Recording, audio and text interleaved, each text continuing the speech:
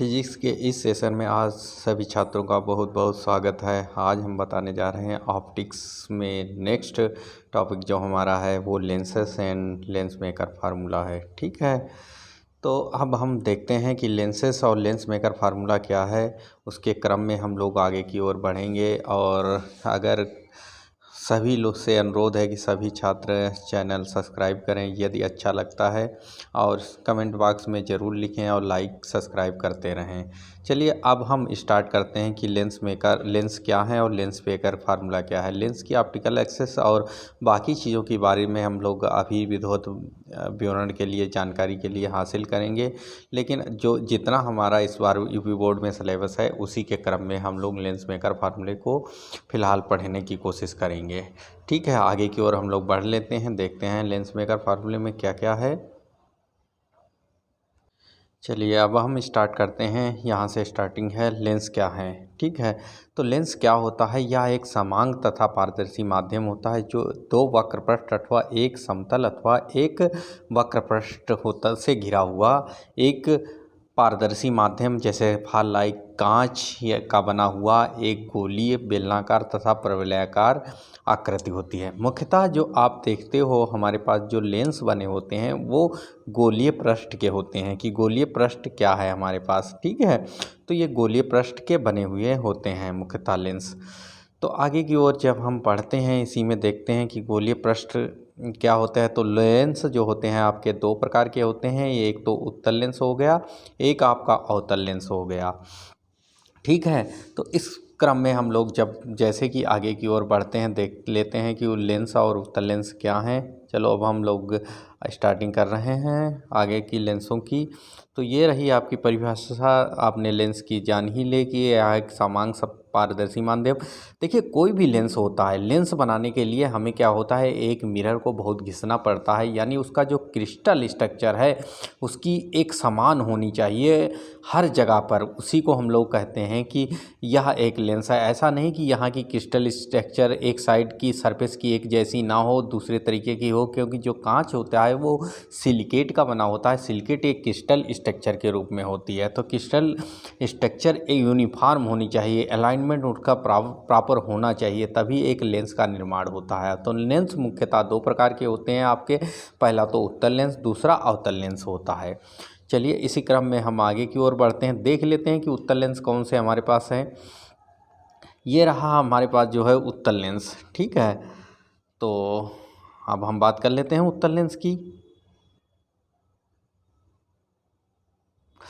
तो ये हमारे पास जो उत्तल लेंस हैं, उत्तल लेंस तीन प्रकार के होते हैं। उभय उत्तल, उभय उत्तल का मतलब इसमें ये दोनों जो वक्र हैं वो कर्व होते हैं, एक ये कर्व होता है एक ये कर्व होता है। दोनों की त्रिज्याएं समान भी हो सकती हैं और दोनों की त्रिज्याएं असमान भी हो सकती हैं। वक्रता त्रिज्याएं एक की R1 R2 भी हो सकती है, या ये R1 equal to the R2 भी हो सकती हैं। ठीक है, दोनों त्रिज्याएं समान हो सकती हैं। समउत्तल लेंस का मतलब होता है कि एक समतल पृष्ठ और एक आपका ये कर्ण होता है। ठीक है, और अवत उत्तल लेंस की बात हम लोग कहते हैं तो यह एक पृष्ठ अवतल होगा, दूसरा आपका बाहर वाला पृष्ठ उत्तल होगा। इसी को हम लोग अवउत्तल लेंस कहते हैं। ठीक है, तो इसी को हम लोग अवतल लेंस ये हो गया और समउत्तल लेंस आपका ये हो गया। अब इसी के क्रम में हम लोग आगे की ओर बढ़ते हैं, देखते हैं, और ये आपका उत्तल लेंस हो गया, उत्तल लेंस, समउत्तल लेंस और अवतल लेंस।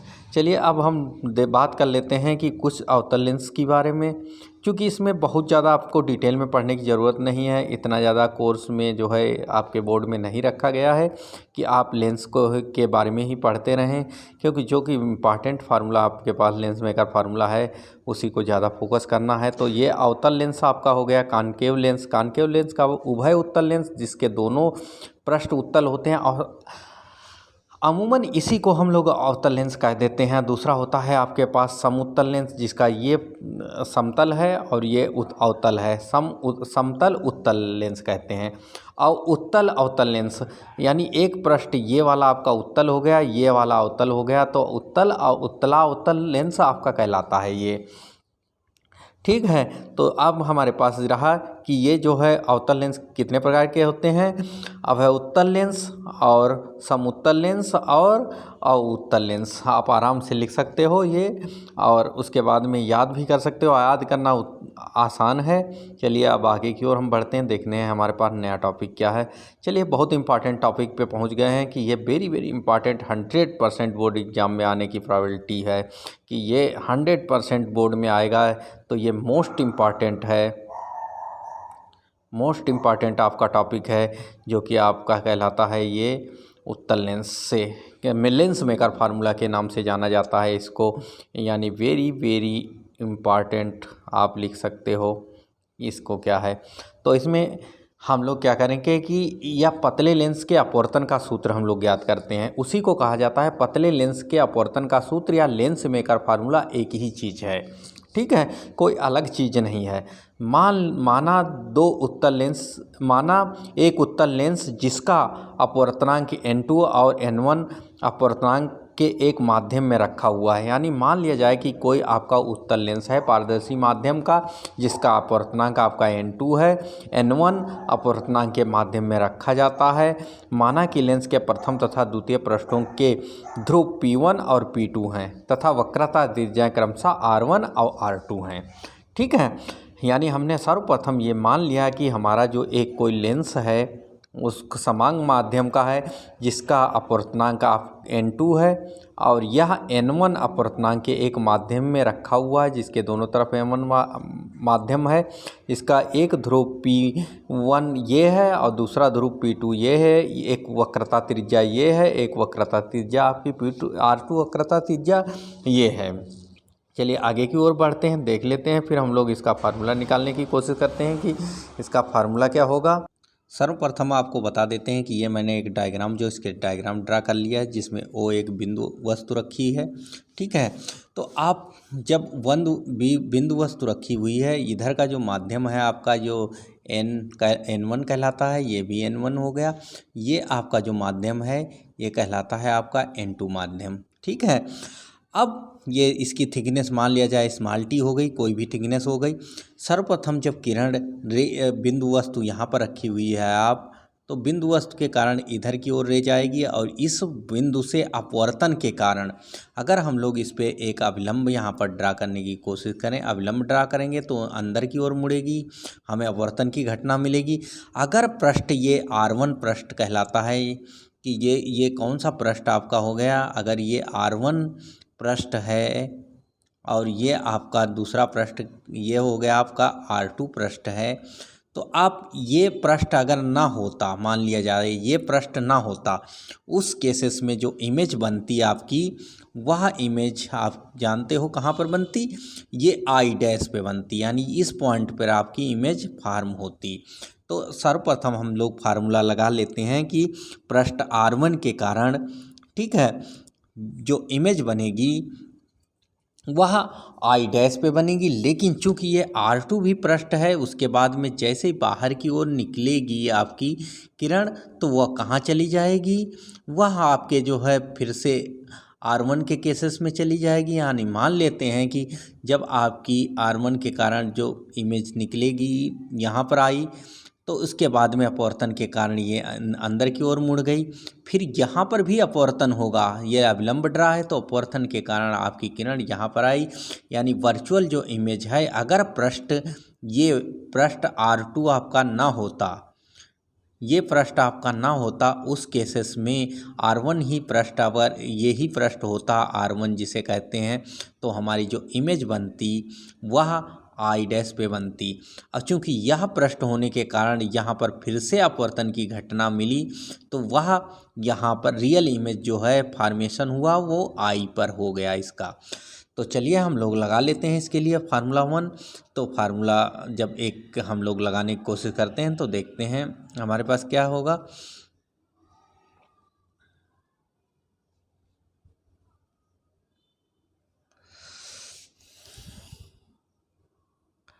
R1 पृष्ठ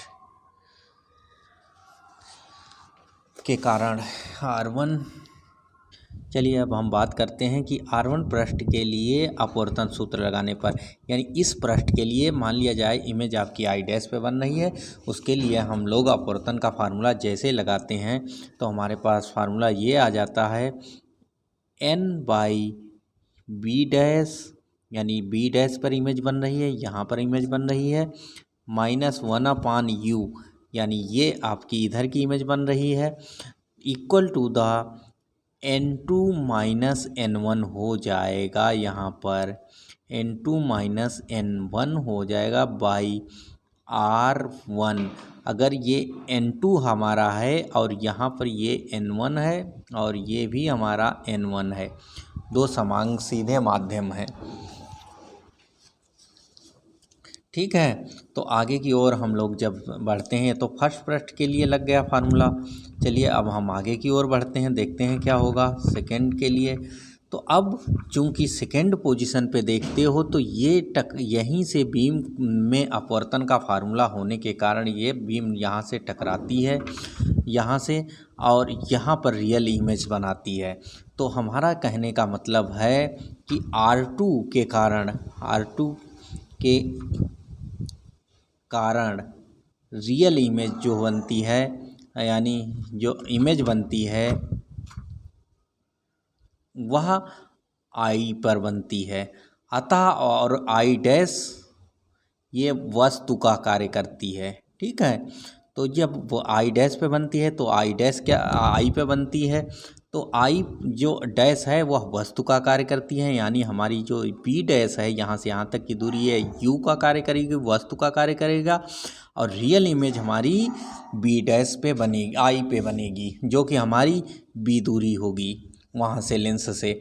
तो हम लोग यहाँ पर रिफ्रैक्शन फार्मूला अगर हम लोग को लगा लें तो हम लोग क्या है n2 माध्यम से आ रहे हैं, n1 माध्यम में जा रहे हैं। तो अब हम लोगों ने n2 माइनस n1 वाला देख लिया। अब हम यहाँ पर जा रहे हैं n1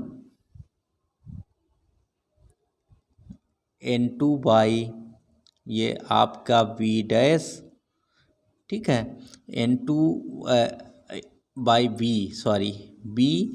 माइनस यहाँ पर आ जाएगा n1 by v equal to the n1 minus n2 by R2, ये हमारे पास आ जाएगा इतना फार्मूला। चलिए अब आगे की ओर हम लोग बढ़ते हैं, देखते हैं इस फार्मूले को, दोनों फार्मूलों को लिख लेते हैं क्या होगा। तो हमारे पास जो दोनों फार्मूले इस तरीके से आ जाएंगे, पहला फार्मूला हमारा आ गया था, वो ये आ गया था फर्स्ट इमेज के कारण जो हमने निकाला, तो वह आ जाएगा n2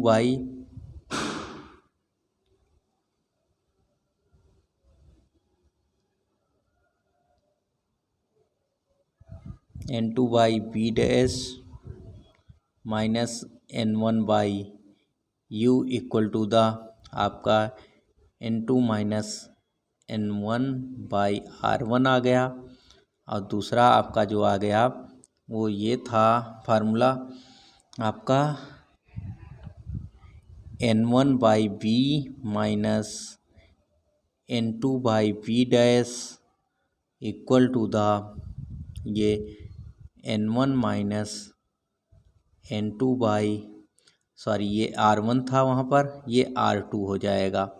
ये क्वेश्चन 1 आ गई, ये क्वेश्चन आपकी 2 आ गई।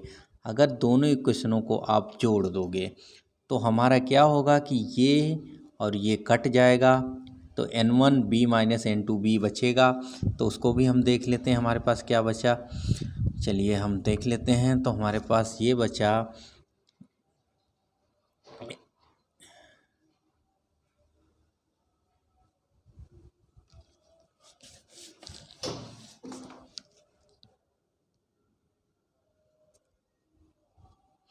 n1 by b minus n1 by u equal to the, यहाँ पर हम लोग अगर उसको n1 माइनस n2 अगर कॉमन ले लें तो ये बचेगा हमारा n2 माइनस n1, अगर हम कॉमन लेते हैं तो हमारे पास जो बचेगा वह 1 बाई R1 माइनस 1/R2 के टर्म में बचेगा।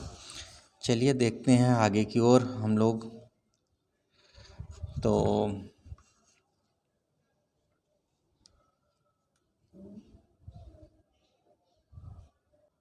चलिए जो हमारे पास जो इक्वेशन आ गई वह N1/V minus N1/U equal to the N2 minus N1 into 1/R1 minus 1/R2 बची।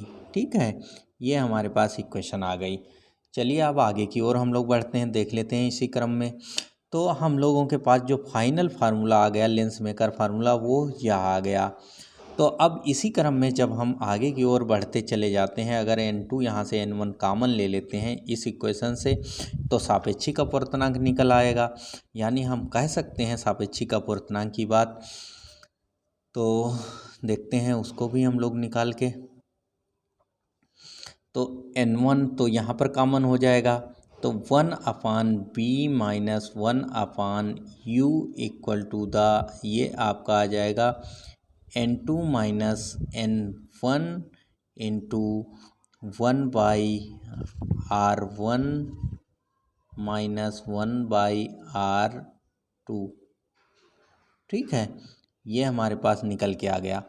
अब ये जो है आपको पता है लेंस के फार्मूले से 1/F इक्वल टू द होता है 1/B माइनस 1/U। तो यहाँ पर हम लोग ये इक्वेशन ये फार्मूला सब्स्टिट्यूट कर सकते हैं और 1/B माइनस 1/AU की जगह पर 1/F हम लोग लिख सकते हैं। चलिए आगे हम इसको भी लिखते हैं, देखते हैं इक्वेशन किस तरीके से आएगी। तो ये रही, हमें यहाँ पर हम लिखने लगे तो ये N1/F इक्वल टू द आपका जो फार्मूला आ जाएगा वह आ जाएगा N2 माइनस N1 और यहाँ पर आ जाएगा 1/R1 माइनस 1/R2 आ जाएगा। ठीक है, अब ये इक्वेशन आ गई। तो हम अगर ये फाइनल आपकी इक्वेशन कहलाती है लेंस मेकर फार्मूले के कि जो कि हमारी फोकस लेंथ F क्या है, फोकस लेंथ है, कल लेंथ LENGHT फोकल लेंथ कहते हो, फोकस दूरी कह सकते हैं इसको हम लोग। और ये बहुत ही इम्पॉर्टेंट फार्मूला है आपका, तो इसलिए कृपया इसको ज़रूर पढ़ लें। और हम लोग इसको और थोड़ा सिंप्लीफाई करना चाहो तो इस तरीके से हम लोग कर सकते हैं। वो सिंप्लीफिकेशन हमारा ये है कि अगर N1 यहाँ पर by F equal to the लिया, दूसरा यहाँ पर अगर N1 कॉमन ले लेते हैं तो N2/N1 हो जाएगा minus 1 equal to the 1/R1 minus 1/R2। ठीक है, जहाँ R2 के केसेस में हो जाएगा, यहाँ से N1 कट सकते हैं, ये सापेक्षिक है। तो इसको हम लोग क्या कर सकते हो, लिख सकते हो, क्या लिख सकते हैं हम लोग, इसको ऊपर ले जाते हैं फिर लिखते हैं। तो n लिख सकते हैं, तो 1/F इक्वल टू द आपका आ जाएगा ये N minus 1 into 1/R1 minus 1/R2। ये हमारी फाइनल इक्वेशन आ जाएगी उस केसेस में जब ये सापेक्षिक अपवर्तनांक ये हो गया उसका। चलिए अब आगे की ओर बढ़ते हैं। तो सापेक्षिक दो हमारे पास इक्वेशन है ऑलरेडी आ चुकी हैं। पहला 1/F यानी N1/F आ गई, जिसको हम कहते हैं कि N2 minus N1 into 1/R1 minus 1/R2।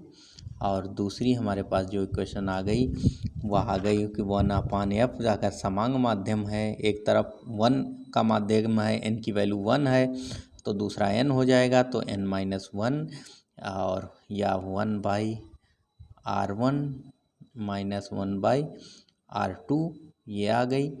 यहाँ पर आपको पता है कि n है वह है आपका N2/N1।